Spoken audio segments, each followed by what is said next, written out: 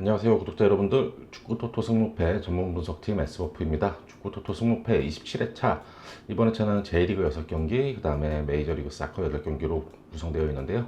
14경기 분석 및 최종 픽 공유 지금 시작하겠습니다.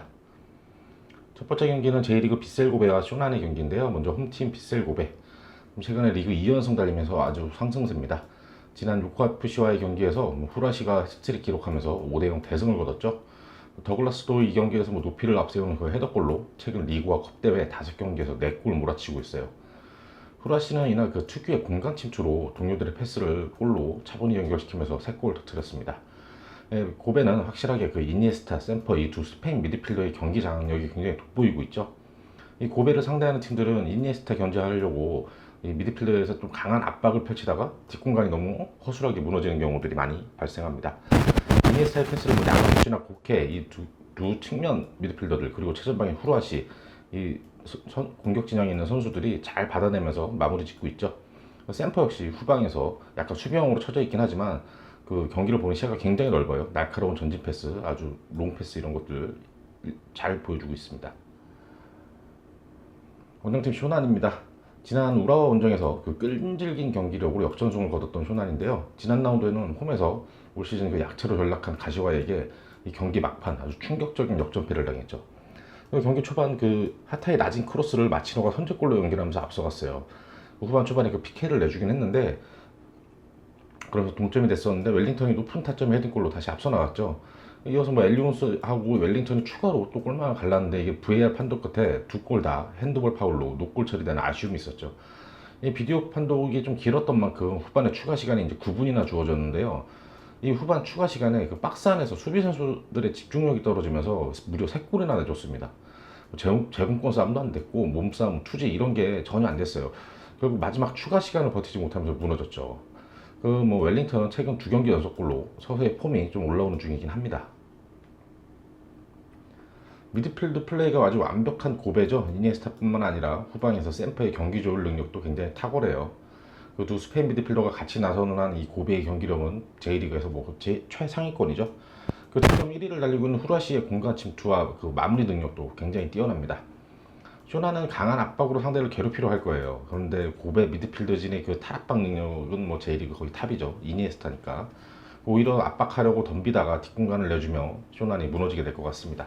지난 4월 맞대결에서는 0대0 무승부를 기록했는데, 당시 이니에스타도 없었고 더글라스도 없었고 주축 전력이 빠진 상황이었어요. 지난 라운드 그 휴식으로 체력적으로도 고베가 훨씬 우세하죠. 확실히 고베가 앞선 승리를 챙길 수 있는 그런 경기입니다. 두 번째 경기는 센다이와 우라와 경기입니다. 먼저 홈팀 센다이. 최근 경기력이 올라오면서 강등권을 이제 벗어나나 싶었는데, 그냥 19라운드 시미즈에게 아쉽게도 패했죠. 오이타, 나고야 상대로 연승을 거두고 세레소 그리고 가시마 무승부 거두면서 4경기 동안 승점을 차곡차곡 쌓으면서 경기력이 좀 달라진 걸 보여줬어요. 시미자 경기에서도 상대 미드필드 플레이를 압도하면서 경기 내용을 지배하고 또 우세하게 끌고 갔는데, 이 역습 수비가 좀 대처가 안 되면서 무너졌죠. 지금 공격적으로 경기 운영을 하고 있지만 그 마무리 패스, 마무리 슈팅에서 정확도가 조금은 아쉬운 상황입니다. 라인을 올려서 공세를 펼치다가 마무리 짓지 못하니까 공을 탈취당하면서 역습을 당하는 이런 상황들이 많이 연출되죠. 니시무라가 최전방에서 서서히 폼이 올라오는 상황이긴 한데 아직 만족할 만한 수준은 아닙니다. 원정팀 우라와입니다. 융카 앞세워가지고 우라가 홈에서 후쿠오카 상대로 완승 거두면서 2연승을 거뒀죠. 2경기 연속 2대0 승리입니다. 공격형 미드필더 고이즈미가 중거리 슛으로 J리그 데뷔골 터뜨렸고, 코너킥에서 또 측면 수비수 아키모타가 헤딩골로 세기골을 기록했죠. 융카가 확실한 찬스가 아닐 시에는 동료들에게 내주는 그런 이타적인 플레이로 다양한 선수들한테 슈팅 찬스가 생기고 있어요. 융카는 후반 막판 페널티킥을 얻어내서 페널티킥을 시도했는데 이 골키퍼 정면으로 향하면서 득점에는 실패했어요. 2경기 연속 침묵이에요. 근데 팀은 2경기 다 2대0으로 승리했죠. 근데 융카가 침묵하더라도 융카에게 상대 수비가 몰리면서 동료 2선 자원들에게 여러 찬스가 생기고 있습니다. 최근 비주전들이 나섰던 FA컵을 제외하고는 6경기 연속 2득점이에요. 공격력이 아주 폭발하고 있죠. 지난 라운드 휴식을 취하며 체력을 보충한 센다이입니다. 다만 주중 경기가 없었던 만큼 우라와 역시 체력적인 어려움은 없어 보이죠. 센다이가 최근 경기에서 보여주는 역습 수비 대응력을 보면 우라와의 융카 중심의 역습에 처참히 무너질 것 같아요. 특히 융카가 최근에 쇼난 고베 상대로 보여줬던 원맨 역습에 이은 그 감각적인 칩샷, 이런 장면이 또 재현될 가능성도 굉장히 높죠. 전체적으로 수비력이 허술한 센다이가 우라와의 공세를 막아내기는 힘겨워 보입니다. 더군다나 센다이는 윤카의 J리그 데뷔골 상대였어요. 윤카가 첫 골 넣었던 거는 그 컵 대회였고요. 리그 경기에서는 센다이 상대로 첫 골이었어요. 13라운드 맞대결에서도 우라와가 2대0 완승 거뒀었죠. 이 경기 센다이의 패 예상합니다. 세 번째 경기는 가시와와 요코마리 경기입니다. 먼저 홈팀 가시와. 리그 9경기 만에 승리를 거뒀습니다. 90분까지 지고 있었지만 추가 시간에만 무려 3골을 터뜨리면서 대역전극을 펼쳤죠. 지난 라운드 쇼난과의 경기에서 경기 초반 홈팀 쇼난이 공세 밀리면서 선제골을 내주면서 끌려갔어요. 이렇다 할 반격을 못했어요. 근데 후반 시작과 함께 카미야, 미아라, 기타 주메를 교체 투입하면서 이 선수들이 아주 적중해서 측면에서 아주 활발하게 팀 공격을 이끌었죠. 이 측면이 활발해지면서 주도권을 가져왔고 페널티킥 얻어내면서 성공시켜서 균형을 맞췄어요. 근데 올 시즌 계속 가시아의 발목을 잡는 수비 라인이 흔들리면서 추가골을 내주고 또 그 상대가 쇼난이 두 차례나 더 골만 흔들었는데 VAR 판독 끝에 핸드볼 파울로 노골 선언됐죠. 이 가시아한테는 어떻게 보면 행운이었어요. VAR이 길었던 만큼 후반 추가 시간이 꽤 길었는데요. 상대 수비 집중력이 떨어진 틈에 3골을 성공시켰습니다. 페드로는 그 부상 복귀 전에서 이 2골 터트리면서 가능성을 보여줬고 높이도 좋고 아주 몸싸움에도 능한 모습을 보여줬습니다. 원정팀 요코하마 마리노스죠. 대표팀 듀오가 복귀한 요코마리가 공격적인 경기 운영을 통해서 리그 연승을 이어가고 있죠. 리그에서 4연승 중이에요. 도쿠시마 원정에서 일방적인 경기를 펼쳤는데 상대 자책골로 한 골 언제 그치면서 1대0으로 승리했어요. A매치 휴식기 후 리그 연승을 이어가고 있긴 한데 최근 2경기에서 골 결정력에 좀 문제점을 나타내고 있어요. 앞선 4강전에서도 수비 마크 들어가는 골 이런 거 행운의 2골로 승리를 했었죠. 주니어를 중심으로 공격적인 경기 운영을 펼치면서 완벽에 가까운 경기력을 보여주는데 오나이유 리그에서 5경기째 침묵 중이고 마에다 3경기째 침묵 중이에요. 엘보르나 레오 이런 외국인 공격수도 좀처럼 리그에서 골이 안 터지고 있죠. 전체적인 팀 밸런스도 좋고 수비 라인은 견고함을 아주 잘 유지하고 있죠. 가시아가 지난 라운드 9경기 만에 승리를 거뒀지만 수중전 90분이 지나서 상대 집중력이 떨어진 시간에 골을 몰아넣고 이건 어느 정도 행운이 좀 따른 승리였죠. 올 시즌 고질병인 수비 조직의 문제점은 아직 고쳐지지 않았습니다. 특히 제공권 싸움에서 너무 취약했어요. 요코마리는 최근 리그 4연승의 상승세예요. 오나유, 마에다, 투톱이 최근 골의 침묵 중이긴 한데 주니어를 중심의 공격적인 경기 운영으로 항상 상대를 압도하죠. 최근 확실한 골이 잘 터지지 않고 있지만 원체 개인 기량이 뛰어난 선수들이 많이 배치된 만큼 수비력이 헐거운 가시와 상대로는 확실히 우세한 경기 펼칠 거예요. 가시와의 패 예상합니다. 네 번째 경기는 히로시마 사간도스입니다. 먼저 홈팀 히로시마. 지난 가시아전에서 1대0으로 승리하며 리그 4경기에서 무패 행진이죠. 확실히 3백 전환 후 경기력이 안정되면서 승점을 쌓고 있어요. 특히 왼쪽 수비를 담당하는 센터백 스즈키가 공격력이 굉장히 좋아요. 아주 이 선수 공격 스윙가 착각할 정도로 높은 위치까지 올라오면서 날카로운 왼발 자랑하죠. 가시아를 상대로도 어느 순간 상대 박스 앞까지 침투해서 감각적인 왼발 아웃포인트 슛으로 결승골을 터뜨렸죠. 히로시마는 그 전체적인 경기력이 안정되고 있지만 그 최전방 산토스의 부진이 좀 아쉬운 상황이에요. 지난 시즌 요코마리에서 22경기 13골 터뜨리면서 어느 정도 잠재력을 보여줬던 선수인데 올 시즌 히로시마로 이적한 후에 19경기에서 3골에 그치고 있습니다. 188의 장신이고 발자간도 좋고 스피드도 좋은 편이에요. 전방에서 폭넓게 활약은 하고 있는데 골운이 지금 따르지 않고 있죠. 원정팀 사간도스입니다. 도스가 최근 리그 3경기에서 승리가 없이 주춤하죠. 2, 3위권에 머물던 순위도 어느덧 6위까지 내려왔어요. 승점 차가 크진 않지만 그 도스의 경기력이 나빠진 건 아닌데 원체 수비 중심적인 경기를 펼치던 팀인 만큼 그 골이 좀 안 터지니까 무승부를 거둔 경우가 많죠. 지난 19라운드 요코마리 원정에서는 상대 공격적인 운영에 물러서면서 잘 막아냈는데 수비 맞고 굴절된 슈팅에 실점하면서 운이 좀 따르지 않았던 패배였죠. 이번 경기에서는 부상자 명단에 아직 황석호 선수가 있는데 한 달여간 결장했던 황석호 선수의 복귀도 어느 정도 예상이 되고 있습니다. 원체 수비적인 운영은 잘하는 팀이지만 최근에 득점력이 너무 저조해요. 8골을 기록 중인 그 야마시타가 최근 리그 3경기에서 침묵하고 있고 히구치, 하야시 이런 2선 자원들도 최근에 좀 부진한 모습입니다. 공격적인 3백으로 전환 후에 경기력이 안정되고 있는 히로시마죠. 최전방 산토스도 골이 안 터지고 있지만 앞에서 장신을 이용해 제공권도 장악해주고 버텨주면서 원톱 역할을 잘 수행해요. 사간도스는 J리그에서 가장 견고하고 안정적인 수비 조직, 그리고 더군다나 박유규 골키퍼가 매경기 슈퍼세이브도 위력적이죠. 최근 최전방 골 결정력이 떨어지면서 3경기에서 단 1득점이에요. 히로시마가 공격적으로 운영하고 조스가 막아내는 양상이 될 건데 뭐 이 경기는 무승부 가능성도 굉장히 커 보이는 경기예요. 근데 홈인 만큼 히로시마가 좀 우세하게 가져가면서 승리를 챙길 수도 있을 것 같습니다. 많이 뛰면서 승부를 보는 사간 도수인 만큼 날씨가 더워진 것도 어느 정도 변수가 될 거예요. 히로시마의 승, 무 예상합니다. 다섯 번째는 메이저리그 사커인데요. 콜럼버스와 뉴잉글랜드 경기입니다. 먼저 홈팀 콜럼버스. 3연승 후에 1무 1패로 잠시 주춤하고 있죠. 3연승 동안에 6골로 매경기 2골씩 퍼붓던 공격력이 최근 2경기 무득점으로 좀 부진해요. 젤라얀과 자르데스 이 두 선수가 2경기 연속 침묵하고 있죠. 필라델피아 원정 경기에서는 우세한 경기를 펼치고도 골운이 따르지 않으면서 패했고, 오스틴 원정에서는 이 홈팀의 기세에 밀리면서 0대0 경기를, 이 오스틴 홈 관중들의 응원 열기가 어마어마하더라고요. 젤라리안이 노련한 공격적인 경기 운영으로 오스틴 골문을 노렸는데 상대 수비진이 아주 거친 몸싸움에 밀리면서 슈팅을 제대로 정확도가 떨어졌어요. 오히려 오스틴의 빠른 역습에 위험한 상황도 많이 나왔었는데 실점은 없었지만 역습 수비가 좀 허점이 보였던 경기입니다. 젤라이언에서 자르데스로 연결되는 공격 전개는 충분히 상대를 위협할 만큼 빠르고 굉장히 날카로워요. 원정팀 뉴잉글랜드 레볼루션입니다. 6연승 도전하면서 댈러스 원정에 나섰던 뉴잉글랜드인데 와 정말 우세한 경기를 펼치고도 댈러스에게 2대1로 패했죠. 경기 초반 빌드업 과정에서 볼 빼앗기며 상대 역습에 실점하고 말았는데 두 번째 실점 상황에서도 센터백 벨이 상대 공을 무리하게 뺏으려다가 순간적으로 제쳐지면서 실점을 했죠. 최전방에서 보우가 상대 수비 맞고 굴절된 크로스를 놓치지 않고 골을 터뜨렸어요. 보우가 최근 자기가 출전했던 4경기에서 모두 골을 터뜨리면서 확실하게 올라온 골 감각을 보여주고 있습니다. 그리고 잉글랜드는 뭐 보우 외에도 북하나 트라우선, 북사 이런 이선 자원들도 충분히 득점력을 가지고 있고 특히 북사 같은 경우는 교체로 나와서 최전방에 쓰기도 하죠.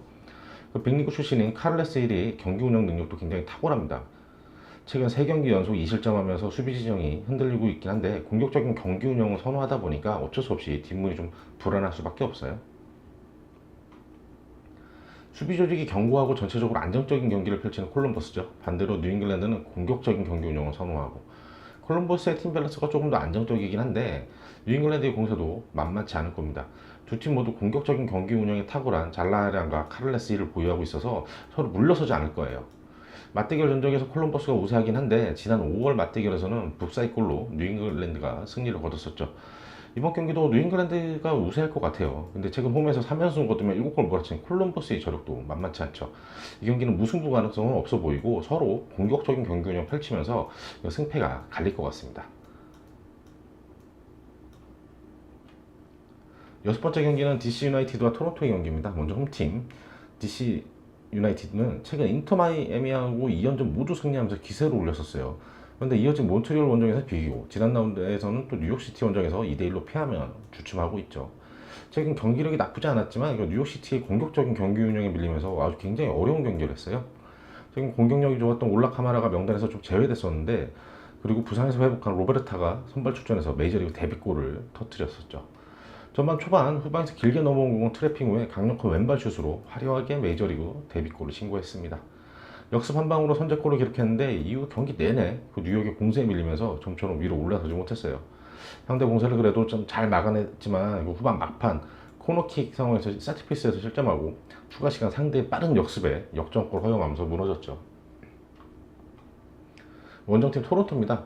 신시내티전 경기 초반 빌드업 과정에서 델가도의 미스로 공을 빼앗기면서 실점했어요. 시작하면서부터 불길한 경기였죠.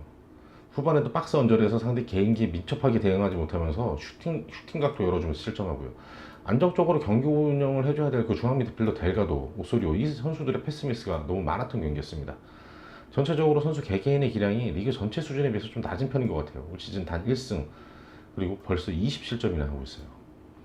드와이어하고 멀린 투톱도 부진합니다. 드와이어는 전방에서 몸싸움하고 버텨주는 건 되는데 공격적인 슈팅이 잘 안 나오고 멀린은 신시내티전에서 골키퍼랑 1대1 찬스에서도 슈팅이 골문 빗나가면서 아주 좀 답답한 모습이었어요.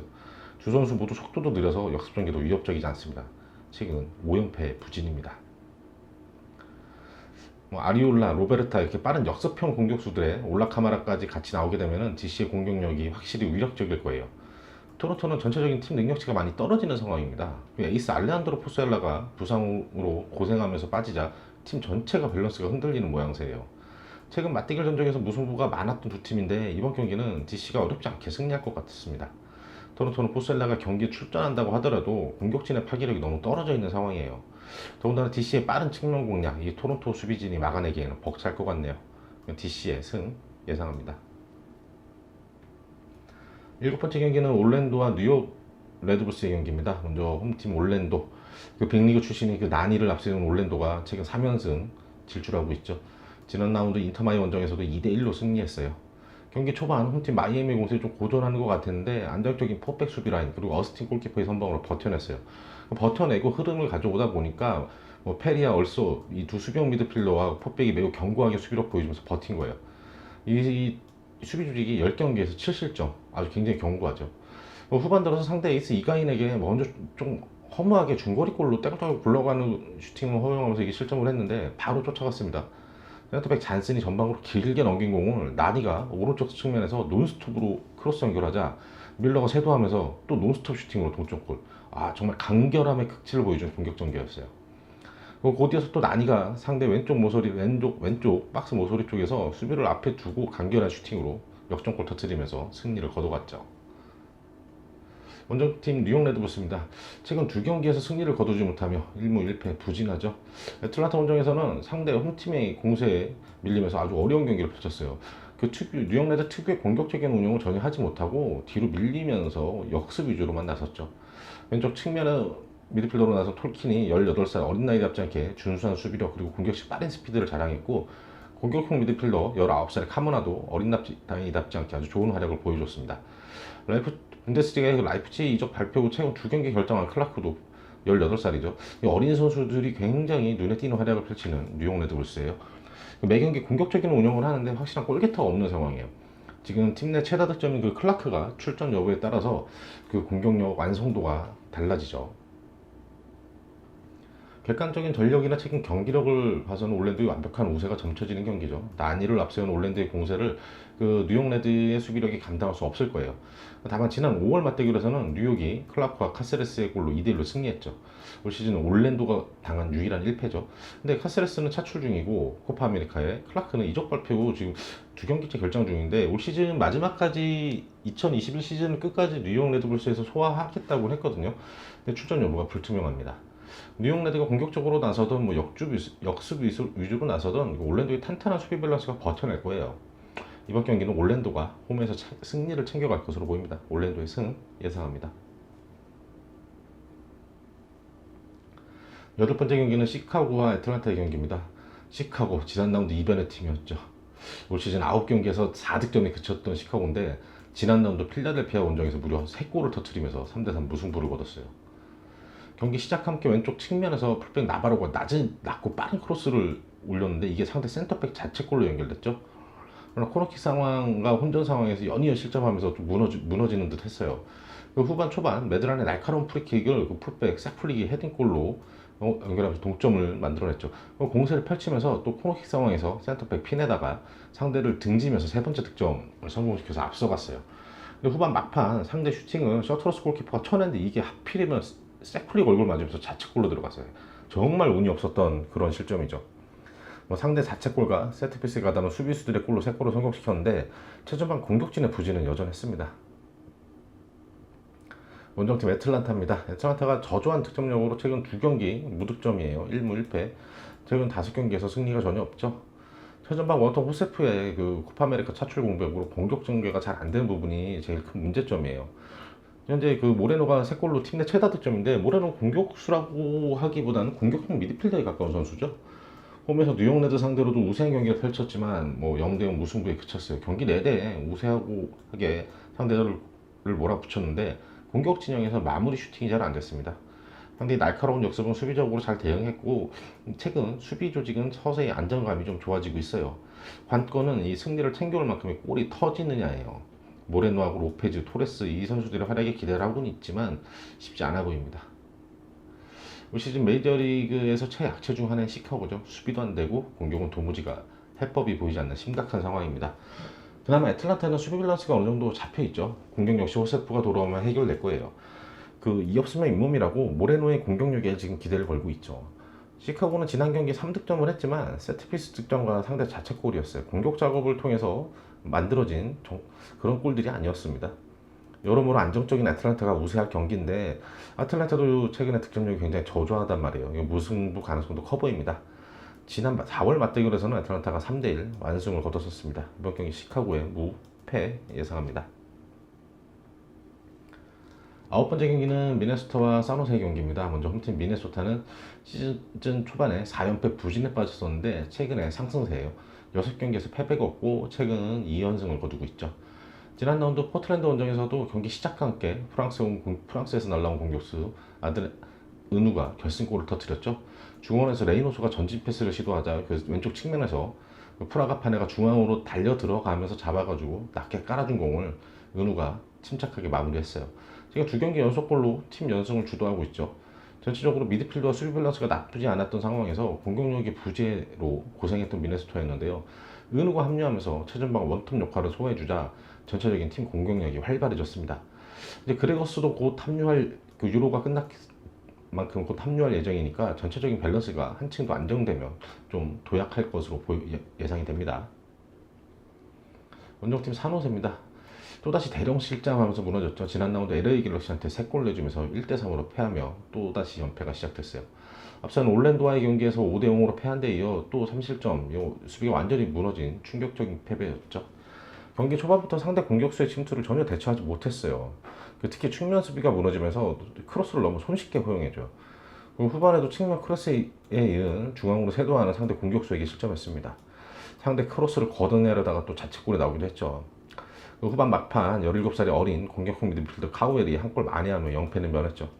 측면 공격수 로페즈는 그 현란한 발재간과 스피드로 측면에서 중앙으로 파고들며 위협적인 슈팅 선보이기도 합니다.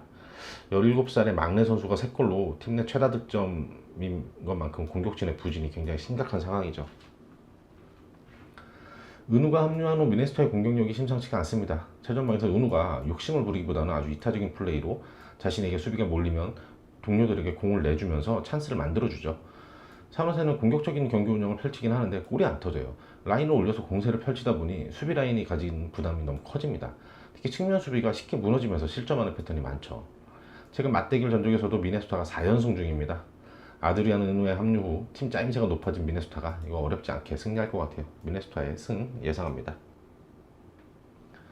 10번째 경기는 내슈빌과 필라델피아의 경기입니다. 먼저 홈팀 내슈빌. 최근 캐나다 팀들 상대로 1승 1무를 기록하면서 부진을 벗어났죠. 토론토에게 3대2 진땀승을 거뒀고 이어진 몬트리올과의 지난 라운드 경기는 우세한 경기 펼치지만 또 아쉽게 1대1 무승부를 거뒀어요. 무크타르가 처진 공격수 자리에서 활발히 움직이며 팀 공격을 주도하고 있죠. 몬트리올 상대로 무려 21개의 슈팅을 시도하면서 공격적인 경기를 하긴 했는데 마무리 정교한 부족으로 단 한 골에 그쳤어요. 더군다나 상대에게 코너킥 상황에서 먼저 실점하면서 끌려가는 경기였죠. 근데 이 코너킥이 바깥으로 흘러가는 궤적의 크로스여가지고 센터백들이 대응하기가 좀 쉽지는 않았었죠. 경기 종료 직전 단나디가 헤딩골로 가까스로 동점을 맞추면서 1대1 무승부였습니다. 코너킥이나 프리킥 이런 세트피스에서 공격에 가담하는 수비수들의 제공권이 굉장히 위협적이고 좋습니다. 원정팀 필라델피아입니다. 올 시즌 안정된 수비력으로 상위권에 머물고 있는 필라델피아죠. 지난 라운드 하위권 시카고 원정에서 충격의 3실점을 당했어요. 경기 시작과 함께 상대 크로스를 센터백 글레네스가 걷어내려다가 이 자책골로 시작해서 굉장히 시작부터 안 좋았죠. 코너킥 상황에서 그 17살의 어린 설리반이 오버헤드킥으로 굉장히 환상적인 골이었어요. 동점골을 터뜨렸고 전반 종료 직전 뒤에서 길게 넘어오는 공을 버크가 박스 안에서 침착하게 마무리하면서 역전했죠. 근데 후반 초반 프리킥 상황에서 상대 풀백의 침투를 못 막으면서 동점골을 내줬고 이어진 코너킥 상황에서도 또 상대 센터백에게 실점하며 끌려갔습니다. 다행히 후반 막판 파커가 강력한 슈팅을 시도했고 이걸 상대 골키퍼가 쳐낸 게 상대 센터백 맞고 들어가면서 행운의 골로 동점을 맞췄죠. 부상과 차출로 미드필드 운영이 어려웠던 필라델피아인데 17살의 어린 선수 설리반이 혜성처럼 등장해서 굉장히 좋은 활약을 펼쳐줬습니다. 내슈빌은 홈에서 공격적인 경기 운영을 펼치고 있죠. 최전방 사포의 부진으로 많은 골이 터지진 않지만 무크타르의 공격적인 경기 운영 능력은 매우 뛰어난 편입니다. 필라델피아는 전체적인 팀 밸런스가 안정적인 팀이죠. 최전방 버크와 파커도 피지컬, 스피드 다 좋습니다. 여기에 그 17살의 신성 설리반도 꿀맛을 보면서 아주 자신감이 더해졌죠. 내슈빌과 필라델피아는 지금 첫 맞대결이에요. 원래 지난해 내슈빌이 MLS에 첫 등장했는데 이게 코로나로 인해서 리그가 중단됐다 재개되면서 뭐 지역적으로 한 5개, 6개 팀씩 묶어서 축소 운영을 하게 되면서 맞대결할 기회가 없었죠. 첫 맞대결이지만 이 뭐 전력상 필라델피아가 우세한 경기를 펼칠 것 같아요. 근데 내슈빌이 홈에서는 올해 강한 모습 보이는 만큼 무승부 가능성도 배제할 수는 없습니다. 제가 봤을 땐 내슈빌의 무패 예상합니다.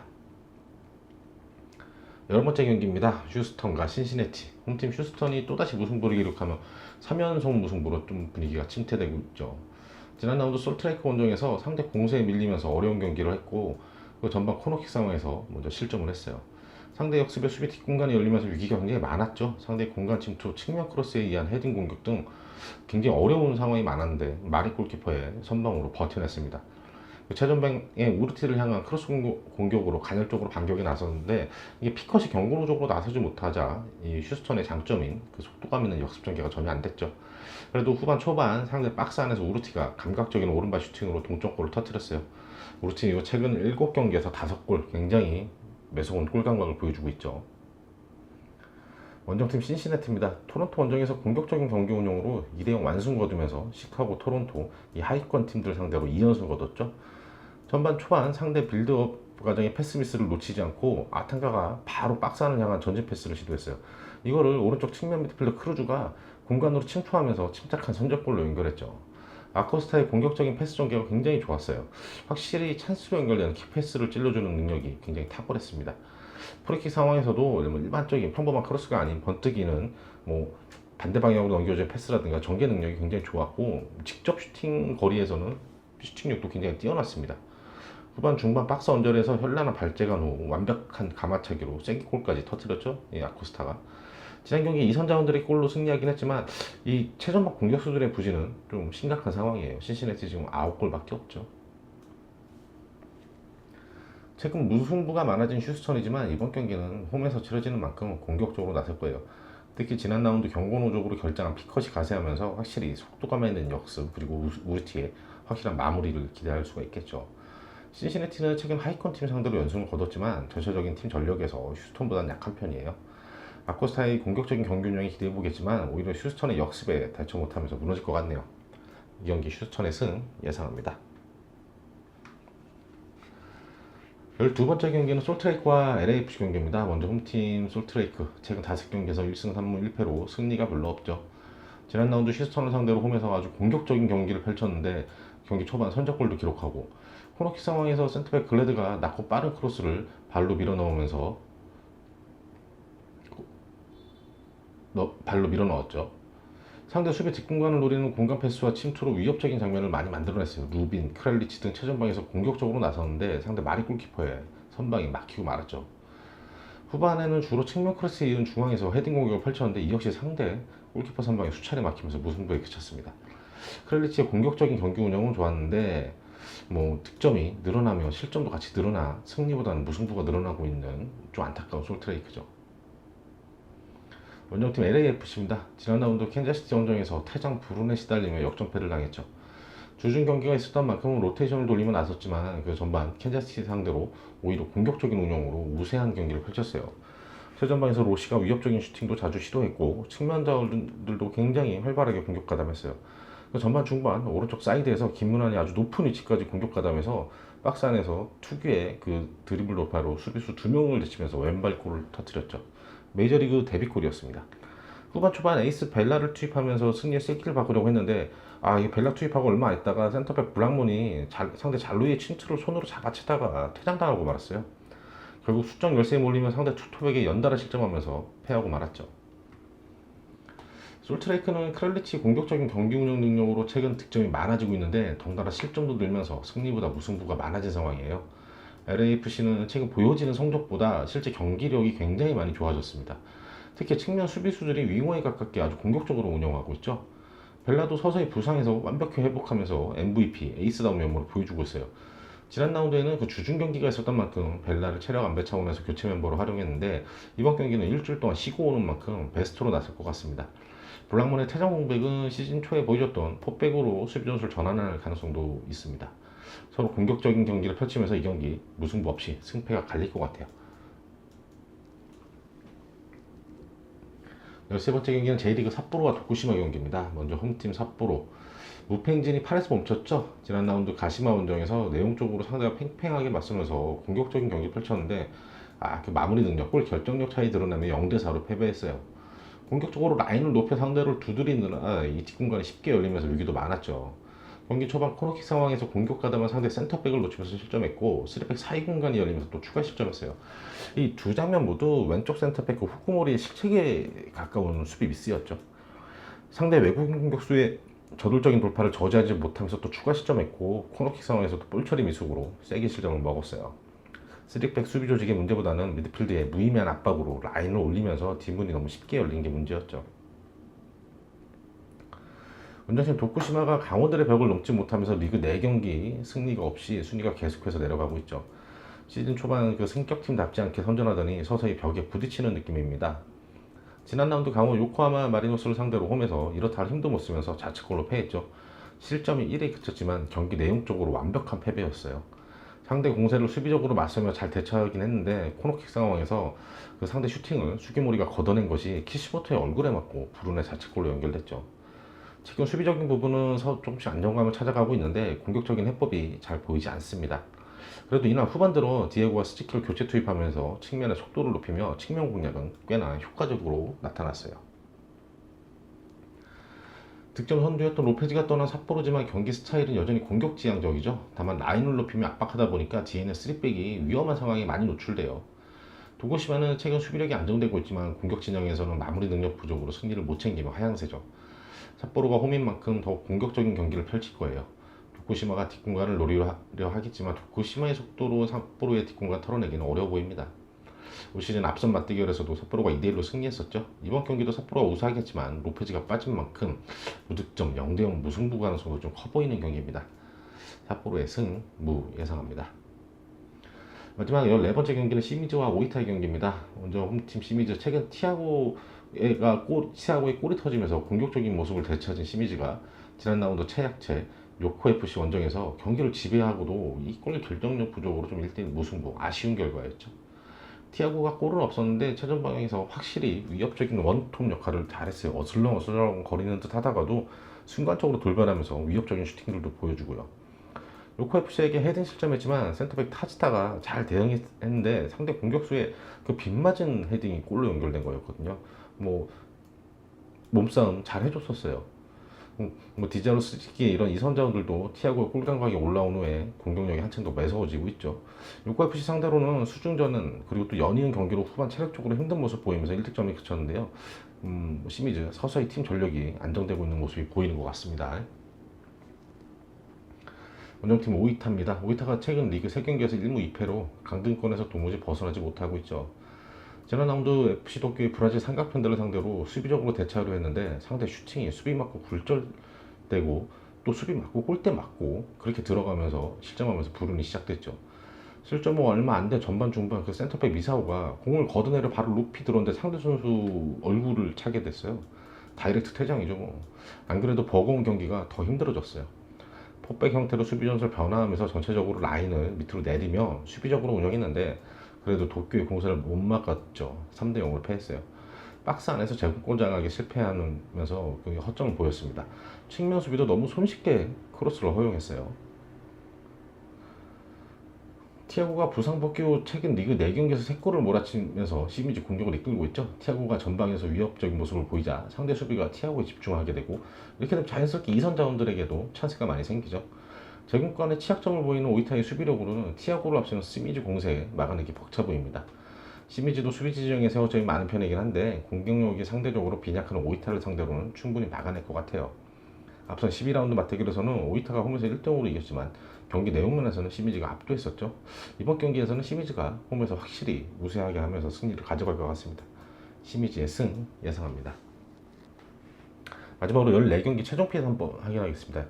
1번 경기 비셀고베의 승, 2번 센다이의 패, 3번 가시와 패, 4번 히로시마의 승무, 5번 콜롬보스의 승 혹은 패, 6번 DC의 승, 7번 올랜도의 승, 8번 시카고의 무패, 9번 미네소타의 승, 10번 내슈빌의 무패, 11번 휴스턴의 승, 12번 솔트레카의 승, 패, 13번 삿포로의 승무, 마지막 14번째 경기는 시미즈의 승. 이상으로 27회차 분석 마치도록 하겠고요. 구독자 여러분들 저희 분석 참고하셔서 좋은 결과 있으시길 기대하겠습니다. 저희는 다음 28회차 분석 영상으로 다시 찾아뵙도록 하겠습니다.